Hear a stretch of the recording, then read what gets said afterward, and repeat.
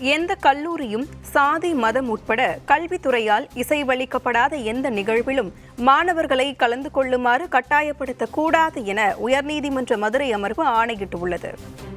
மதுரை யாதவா கல்லூரியில் நாளை நடைபெறும் ஜெயந்தி விழாவினை மாணவர்களை தொந்தரவு செய்யாத வகையில் நடத்த ஆணையிடக் கோரி உயர்நீதிமன்ற மதுரை அமர்வில் பூமிநாதன் என்பவர் வழக்கு தொடுத்தார். இந்த வழக்கு நீதிபதிகள் எஸ்.எம். சுப்பிரமணியம், மரிய கிளாட் அமர்வு முன்பு விசாரணைக்கு வந்தது. அப்போது நீதிபதிகள் மாணவர்கள் ஒவ்வொருவரும் தனிப்பட்ட விருப்பத்தை கொண்டிருப்பார்கள் என்பதால் நிகழ்ச்சிகளில் கலந்து கொள்ள வேண்டும் என அவர்களை கட்டாயப்படுத்தக்கூடாது என தெரிவித்தனர்.